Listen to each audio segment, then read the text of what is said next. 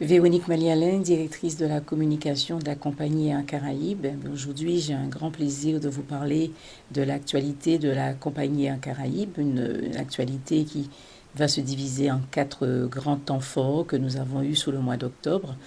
Le premier, c'est celui lié à la signature d'une convention de partenariat avec les différents comités du tourisme sur des îles que nous desservons, donc celui de la Martinique, celui de Saint-Martin qui est en cours, celui de la Guyane, mais également celui de la Guadeloupe qui nous intéresse plus principalement. L'objectif de ces conventions de partenariat est de pouvoir faciliter le travail que réalise sur le terrain aux Antilles, mais également à l'étranger les comités du tourisme, le comité du tourisme des îles de Guadeloupe, en leur permettant de pouvoir se déplacer de façon plus facile, en leur permettant de faire venir sur le territoire des influenceurs pour parler de nos destinations, également des journalistes qui vont pouvoir rendre compte de la beauté de nos îles et donner ainsi la possibilité à plus de visiteurs de venir pouvoir partager avec nous la beauté de nos îles. Donc ces partenariats sont très importants parce qu'ils permettent de valoriser la destination, de faire parler de la destination à l'étranger, mais également il va permettre de pouvoir aussi développer le commerce, tous les commerces qui sont liés au tourisme et qui gravitent autour du tourisme. Donc ça, c'est un point fort pour nous. Nous avons profité de notre participation à tous au salon IFTM, qui est le salon du tourisme, et pour pouvoir signer ces conventions qui vont démarrer en 2026 avec des opérations très concrètes. La seconde grosse opération que nous avons eue également, c'est le changement d'uniforme de la compagnie. Un changement d'uniforme, c'est toujours quelque chose de très important pour une compagnie aérienne puisque c'est l'image de marque de la compagnie. Donc avant, nous avions un uniforme qui a duré 9 ans et il était grand temps pour nous de pouvoir passer à quelque chose, à un uniforme qui va intégrer les nouvelles technologies en termes de confort des tissus et qui allait pouvoir aussi nous permettre de mettre un peu plus de couleur dans nos uniformes. C'est ainsi que nous avons fait le choix de mettre le corail, qui est une couleur qui reflète tout à fait nos îles et qui reflète tout à fait la baseline de la compagnie haute en couleur. Donc ce nouvel uniforme, les passagers ont pu le découvrir sur nos vols depuis déjà quelques temps. Et des retours que nous en avons, ils en sont très contents. Ils trouvent que c'est très joli, que ça sublime avec bonheur les personnes, nos personnels navigants qui les portent. Autre sujet très important pour nous, l'accord passé avec Caribbean Airlines. Caribbean Airlines, vous savez, c'est une compagnie américaine, une compagnie caribéenne.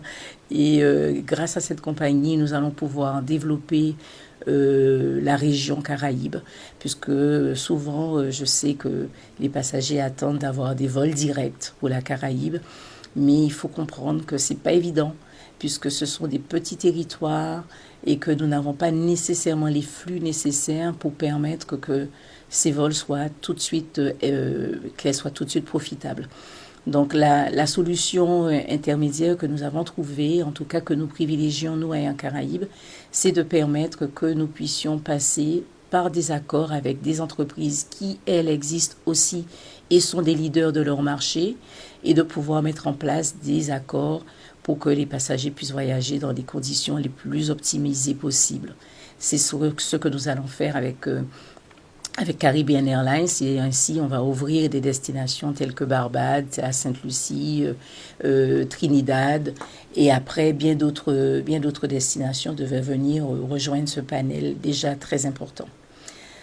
Autre grand sujet d'actualité que nous avons également, c'est l'augmentation, notre nouveau programme de vol qui est mis à disposition du monde entier pour pouvoir venir connaître toutes les destinations que nous desservons.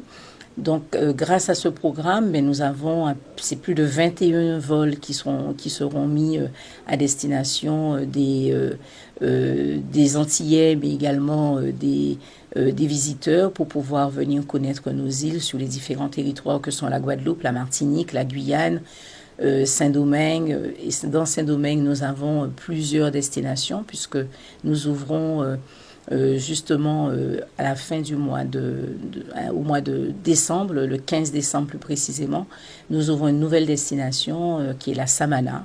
La Samana qui est dans la péninsule de Santo Domingo, qui est tout juste un endroit extraordinaire puisque c'est complètement différent de ce que nous connaissons habituellement avec Punta Cana ou avec Santo Domingo, où nous sommes aussi implantés.